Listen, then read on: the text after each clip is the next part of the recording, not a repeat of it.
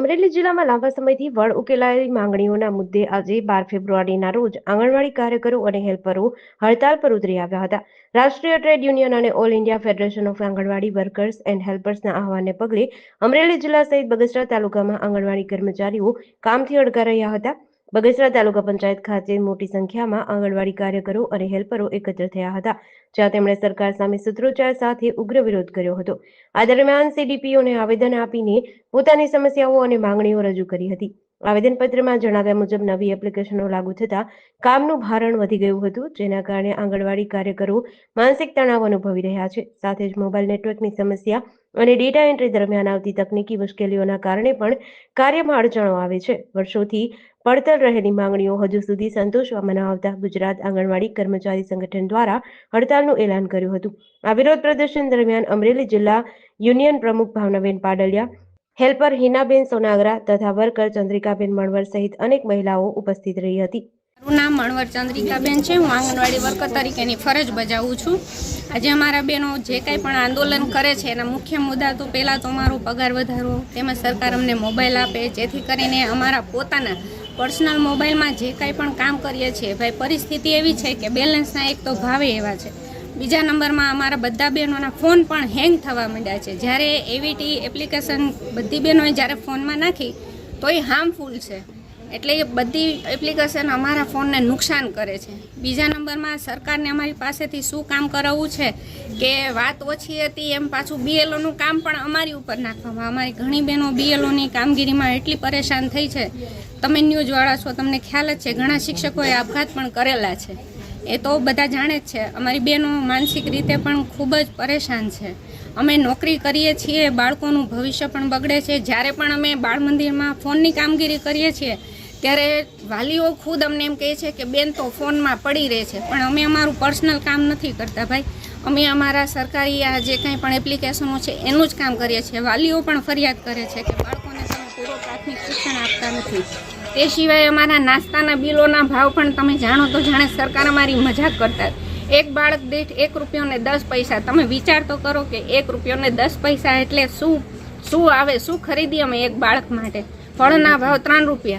એક બાળકને ₹3 લેખે અમે કયું ફળ આપીએ? દિવસે ને દિવસે મોંઘવારી વધતી જાય છે અને એમાં અમારું કાંઈ પૂરું પડતું નથી. સરકારને જ્યારે અમે પગાર વધારાની વાત કરીએ તો એમની ઉપર આર્થિક બોજો આવે છે. જ્યારે એમણે 8મો પગાર પંચ વધારી અને બીજા સરકારી કર્મચારીઓનો ડબલ ભાગ કરે છે તો આર્થિક બોજ નથી આવતો. અમારો પગાર વધારો કરવામાં આવે તો એમને આર્થિક બોજ ધરે છે. બસ અમારી આ જ બધી માંગણીઓ છે અને તમારા દ્વારા સરકાર સુધી અમારો અવાજ પહોંચે એવી અપેક્ષા છે. આ માંગણીઓ સ્વીકારવા તો આગામી દિવસોમાં શું કાર્યક્રમ? આગામી દિવસોમાં આનાથી પણ વધારે આંદોલન કરવાની અમારી તૈયારી છે. મારું નામ સોનગરા હિનાબેન છે અને હું હેલ્પર તરીકે ફરજ બજાવું છું.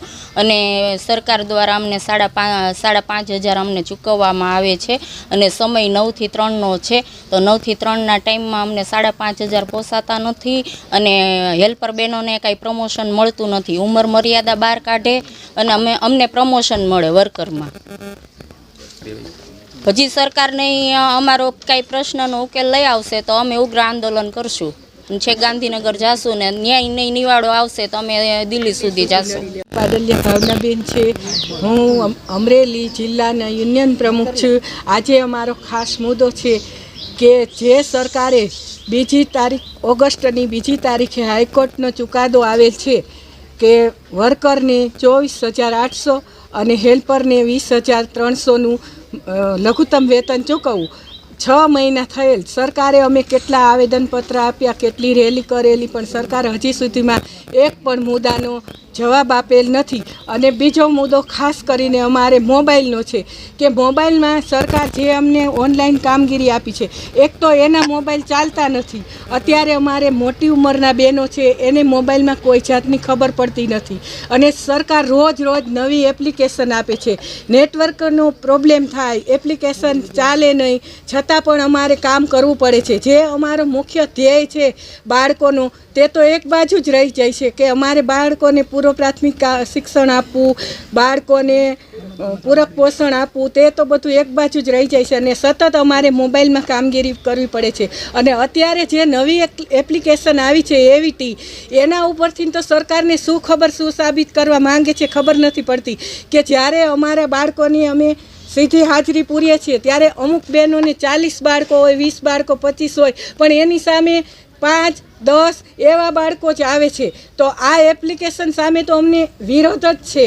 અમે તો સરકાર પાસે એમ જ માંગીએ છીએ કે સરકાર અમને ફક્ત ઓફલાઈન કામગીરી આપે, અમારે ઓનલાઈન કામગીરી કરવી નથી. અને જ્યારે અમે મોબાઈલનો પ્રશ્ન રજૂ કરીએ છીએ ત્યારે એમ કહે છે કે તમને અઠવાડિયામાં કે 15 દિવસમાં મોબાઈલ આપી દેવામાં આવશે, છતાં પણ સરકારે હજુ સુધી અમને મોબાઈલ આપ્યા નથી. હવે તો સરકાર પાસે અમારી એવી જ માંગણી છે કે અમારે હવે મોબાઈલ જોતા નથી, અમારી ઓનલાઈન કામગીરી બંધ કરો અને જે અમને કોર્ટે હુકમ કર્યો છે તે અમને લઘુત્તમ વેતન શરૂ થાય એવું સરકાર પગલાં લે. અને જો સરકાર આગામી બજેટમાં કાંઈ પણ રજૂ નહીં કરે તો અમે છેક ગાંધીનગર સુધી પણ લડવા તૈયાર છીએ.